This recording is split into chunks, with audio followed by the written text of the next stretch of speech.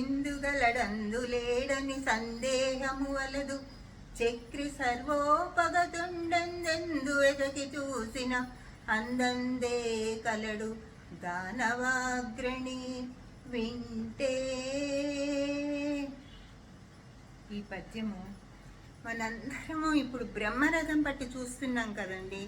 మహావతార నరసింహ ఆ అంశంలోని ప్రహ్లాదుడు భక్తితో తన తండ్రి యొక్క హిరణ్యకశిపుని ప్రశ్నకి ఇచ్చిన సమాధానము. ఎక్కడున్నాడు ఆ హరి, ఇక్కడున్నాడా అక్కడున్నాడా ఎక్కడున్నాడు అని కోపంతో ప్రశ్నిస్తుంటే ఆయన ఎక్కడ చూడాలనుకుంటే అక్కడే ఉంటాడు అని మన ఆంగ్లంలో చెప్తాం కదండి, సుప్రీం కాన్షియస్నెస్ ఆమ్ని ఎగ్జిస్టెన్స్. భగవంతుడు అనేవాడు అన్ని చోట్ల అన్ని రూపాల్లో ఇమిడిపోయి ఉన్నాడు అని చెప్పే తత్వాన్ని మహాకవి బమ్మెరపోతనామాచ్యుల వారు ఈ పద్యంలో మనకి ప్రహ్లాదుని ద్వారా వినిపించారు. అసలు ఇంతకీ ఈ తెలుగు ఆవిడ రోజు వచ్చి వంగి వంగి నమస్కారాలు పెడుతుంది కదా, అదేంటి ఈరోజు మళ్ళీ పద్యం అందుకుంది? మళ్ళీ ఏమైనా కొత్త అక్షరాన్ని, అదే కొత్త అచ్చుని మనకి పరిచయం చేయబోతున్నట్టుంది. మనందరం కలిసి ఆ అచ్చు ఏమిటో దాని సంగతి ఏంటో తెలుసుకుందాం అనుకుంటున్నారు కదా. అంతేనండి, మీ అంచనా తప్పలేదు. రండి, ఆ అచ్చు ఏమిటో, అది చేస్తున్న విన్యాసాలు ఏమిటో గమనించాలంటే నేను చెప్పిన పద్యంలోని మొదటి అచ్చు ఇందుగలడు, ఈ గురించి ముచ్చరించుకుందాం రండి. ఈ అనేది తెలుగు వర్ణమాలలోని 3వ అచ్చు. ఈ తెలుగు అనేది ఈ హ్రస్వం అనేది, ఈ అచ్చు హ్రస్వము. ఈ హ్రస్వం గురించి ఎలా తెలుస్తుంది? ఉచ్చారణ ద్వారా మనము తెలుసుకుంటున్నాం. ఈ అనేది అందమైన పేరు, మరింత అందమైన రూపము కూడా కల గుడింతపు గుర్తుని పొందినది. ఆ అందమైన రూపమే ఈ గుడి, ఆ ఆకర్షణీయమైన నామమే ఈ గుడి. అంతేకాకుండా దీని జన్మస్థానము, ఉత్పత్తి స్థానాన్ని బట్టి చూస్తే మన కంఠంలోంచి కాకుండా ఈ దవడల కదలిక వల్ల వస్తుంది. నాదంగా ప్రారంభమయ్యి ధ్వనిగా ప్రారంభమయ్యి దాన్ని భాషనితో కలుపుకుని వాచకంగా మారి అది ఈ దవడల సహాయంతో ఈ, మీరు గమనిస్తే మీ 2 దవడలు కూడా మీరు ఈ అని పలుకుతున్నప్పుడు కదులుతూ ఉంటాయి. ముఖ్యంగా ఇప్పుడు 5 ముఖ్య విషయాల గురించి చెప్పుకున్నాము. ఈ అనేది 3వ అచ్చు, ఈ అనేది హ్రస్వము, ఈ అనేది గుడింతపు గుర్తు, గుడిగా కలది, ఈ అందమైన గుడి గుర్తు గలది, అందమైన నామము గలది. ఈ 5 కాకుండా ఈ తన ఉత్పత్తి స్థానాన్ని బట్టి తాళవ్యముగా ప్రసిద్ధి పొందింది. తాలువు అంటే దవడ, దవడల యొక్క చలనం ద్వారా, సహాయం ద్వారా ఉత్పత్తి అయింది కాబట్టి ఈ అనే అచ్చుని తాళవ్యము అని ఆలంకారికులు దానికి పేరు పెట్టారు. ఈ ముచ్చట అయిపోయిన తర్వాత మనం అసలు ఇప్పటి వరకు ఏం నేర్చుకున్నాం? ఎన్ని అచ్చులు నేర్చుకున్నాం? 1 తలకట్టు, 2 దీర్ఘము, ఇప్పుడు నేర్చుకుంటున్నది గుడి. అయితే ఈ 3 గుడింతపు గుర్తులతో కలిపి కొన్ని పదాలని మనము పునశ్చరణ కింద చూస్తే ఎలా ఉంటుందంటారు? రండి, అది కూడా చేసేద్దాం. ఇక్కడ పునశ్చరణలో ఏమైందంటే 3 పదాలను తీసుకున్నాం. ఇక్కడ తలకట్టు ఉంది, ఇక్కడ దీర్ఘం ఉంది, ఇక్కడ గుడి ఉంది. అంటే మనం తీసుకున్న 3 పదాల్లో కూడా 3 అక్షరాలు కూడా వరుస క్రమంలో తలకట్టు, దీర్ఘము, గుడి కలిగి ఉండాలి అనే ఒక చిన్న ముచ్చటతో మనం 3 పదాలను ఇక్కడ రాసుకున్నాం. అవి కరాచి. కరాచి అనే పదంలో ఆ తలకట్టుగా ఉంది, ఆ దీర్ఘంగా ఉంది, ఈ గుడిగా ఉంది కాబట్టి ఇది సరైనది. అలాగే పరారి, పా తలకట్టుగా ఉంది, రా దీర్ఘంగా ఉంది, రీ గుడిగా ఈ కలిగి ఉంది, ఇది కూడా కరెక్టే. సమాధి, సా తలకట్టుగా ఉంది, ఆ ఉంది, మా ఆ ఉంది, ధి ఈ ఉంది.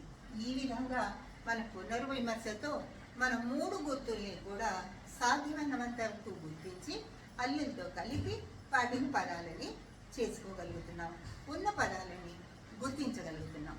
ఇప్పుడు ఏం చేద్దామంటే ఈ ఆ యొక్క అచ్చు, ఈ ఒక్క అచ్చు ఏం చేస్తుంది, అచ్చు రూపంలో తన పద విస్తరణని ఏ విధంగా చేస్తుంది అనేది గమనిద్దాం. మచ్చుకి రెండు పదాలు తీసుకున్నామండి. మిగతావన్నీ మీరు చాలా సూక్ష్మగ్రాహులు కనుక మీరే కొత్త పదాలని నాకు అందించగలుగుతారు. ఇందులో అచ్చు రూపంలో ఈ ఉంది, ఈ లా అంటే వర్ణమాలలోంచి లా అనేది తీసుకుని ఇలా అనే రూపంగా మారింది, ఇలా అనే పదంగా మారింది. ఇలా అంటే భూమి అనే అర్థాన్ని ఇచ్చే పదంగా మారింది. ఇక ఈ తర్వాత అనే పదంగా మారింది. ఈ అనే అచ్చు ఏం చేసిందంటే నేను అచ్చుగా కాకుండా ఒక అక్షరంగా మారితే ఎలా ఉంటుంది, ఒక అల్లు సహాయం తీసుకుని ఒక పదంగా మారి దాన్ని అర్థవంతం చేస్తే ఎలా ఉంటుంది అనే మంచి ఆలోచనతో ఈ ఇలాలో ఏం చేసిందంటే తుత్ అనే హల్లుని కలుపుకొని తిలాగా మారింది. తిలా అంటే నువ్వులు. సో కొత్త పదం వచ్చేసింది. ఇక్కడ కలిసింది కేవలము కూడా ఉత్ అనే హల్లు మాత్రమే. ఉత్ అనే హల్లు ఈ అనే అచ్చుతో కలిసి తి అనే అక్షర రూపాన్ని ధరించి లా అనే వర్ణమాలలో ఉన్న అక్షరాన్ని తనతో కలుపుకుని తిలా అనే పదంగా మారి నువ్వులు అనే అర్థం ఇచ్చే సామర్థ్యాన్ని పొందింది. అదేవిధంగా ఇక మీదట, ఈ తర్వాత అనే దాంట్లో కూడా మళ్ళీ ఈ అచ్చు ఏమనుకుందంటే నేను ఈ మీదట అనే అర్థాన్ని ఇస్తున్నాను, ఇంకొక హల్లు సహాయాన్ని తీసుకుని మరొక కొత్త పదాన్ని సృష్టిద్దాము అనే తలంపుతో ఉప్పు అంటే పాపాల ఉప్పుని తీసుకున్న తర్వాత మనం ప్రాసెస్ ప్రకారంగా అంతా కూడా పోయి ఇక్కడ పి అనే రూపం, గుడి రూపం వచ్చేసింది. వచ్చిన తర్వాత పిక కోకిల, ఇక మీదట పిక కోకిల. ఈ విధంగా ఆ ఏం చేస్తుందంటే తను అచ్చుగా మొదటి స్థానంలో ఉండి కొన్ని పదాలని సృష్టిస్తుంటే హల్లు సహాయంతో అక్షర రూపంగా ఉండి మరికొన్ని పదాలని విస్తరింపజేస్తుంది. అంతేకాకుండా ఈ ఆయ ఏం చేసిందంటే ఇదే కాదు, మనం ఇంకా ఏవైనా కొత్త విధానాలను స్వీకరించాలి, కొత్త పదాలను మనం సృష్టించాలి అనే తలంపుతో ఉభయాక్షరముగా ఉన్న సున్నా సహాయాన్ని తీసుకుని ఈ తర్వాత మధ్యలో ఒక సున్నాన్ని పెట్టి ఇంత అంటే పరిణామం, ఎంత పరిమాణం ఉంటుందో, పరిణామం కాదండి పరిమాణము. పరిణామము అంటే మార్పు, పరిణామము అంటే దాని యొక్క బరువు. కాబట్టి నేను కావాలనే పరిమాణము చెప్పానండి. మీరందరూ దీన్ని గ్రహిస్తారని అనుకుంటున్నాను. ఈ అనేది ఏం చేసిందంటే తానే హల్లుని చేర్చుకుని మధ్యలో పూర్ణానుస్వారాన్ని కూడా చేర్చుకుని ఇంత అనే కొత్త పదాన్ని తయారు చేసుకుంది.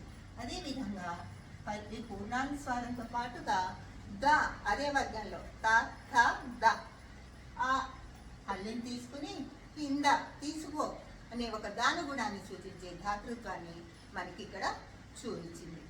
ఇంతవరకు కూడా తృప్తి చెందలేదు. అంటే ఇక్కడ అచ్చుగా చేసింది, ఇక్కడ అక్షరంగా చేద్దాం అనుకుంది, ఇక్కడ ఏం చేసింది ఉభయ అక్షరమైన సున్నా సహాయం కూడా తీసుకుంది. తర్వాత ఏం చేసింది ఈ 2 అక్షరాల పదాలు కాదు, నేను 2 హల్లుల సహాయం తీసుకుని 3 అక్షరాల పదంగా మారుతాను, మొదటి స్థానంలో నేను అచ్చు రూపంలోనే ఉంటాను అనేసి ఈ చ ఈ బ త ల అని ఇక్కడ 3 అక్షరాల పదాన్ని, ఇక్కడ 4 అక్షరాల పదాన్ని కూడా తయారు చేసుకుంది. అంతేకాకుండా తన యొక్క గుర్తుతోనే ఇంకా నేను ఎక్కడ కూడా అచ్చు స్వరూపంతో రాకూడదు, నా గుర్తుతోనే నేను పదాలని చేసుకోవాలి, నా గుడి మాత్రమే ప్రకటితం అవ్వాలి అని ఒక చిన్న కోరిక కలిగి ఏం చేసింది 2 అక్షరాలకి గుడిని పెట్టి సిరి, లిపి, విరి, పిలి, మితి అనే పదాన్ని తయారు చేసింది. మీరు గమనిస్తే ఈ పదాల్లో ఉన్న అక్షరాలన్నిటికీ కూడా గుడి మాత్రమే ఉంది. అంటే హల్లు ఈ అనే అచ్చుతో మాత్రమే కలిసి ఉంది.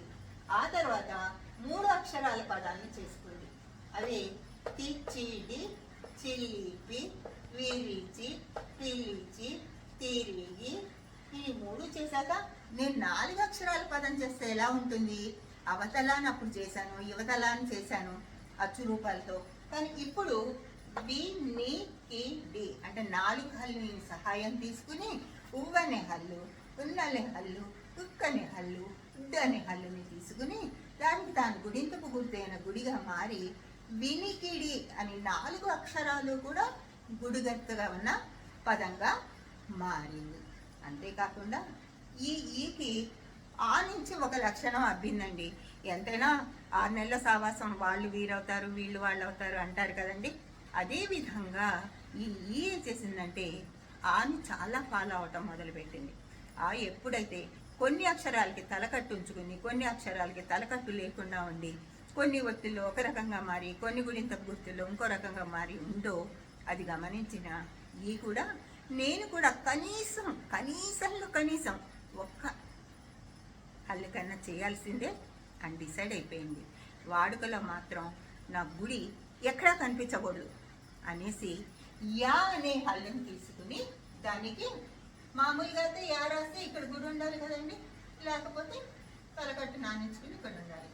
ఇవి 2 కాదని తను ఈ కొత్త రూపాన్ని ఇష్టపడి రా ఈ సా ఈ రాయి, మిఠాయి, కిరాయి అంటూ కొత్త పదాన్ని తయారు చేసేస్తుంది. ఈ ఆ సామాన్యమైనది కాదండి. దాని ప్రభావం తెలుగు వ్యాకరణంలో ఏ విధంగా ఉంటుంది, ఏ విధంగా తన వ్యాకరణాల్లో కూడా ప్రముఖ పాత్రను వహిస్తుంది అనే విషయాన్ని మనం వచ్చే ఎపిసోడ్లో ముచ్చటించుకుందామండి. ఇప్పటికి నేను సెలవు తీసుకుంటాను. మీకు ఇలా ఏవైనా పదాలు కనిపిస్తే, ఈ అనే గుడింతపు గుర్తు తన గుడి రూపం లేకుండా కనిపిస్తే మీరు కామెంట్స్ రూపంలో పెడతారని నేను ఆశిస్తూ ఇప్పటికి సెలవు తీసుకుంటున్నాను. జై తెలుగు తల్లి. నమస్తే.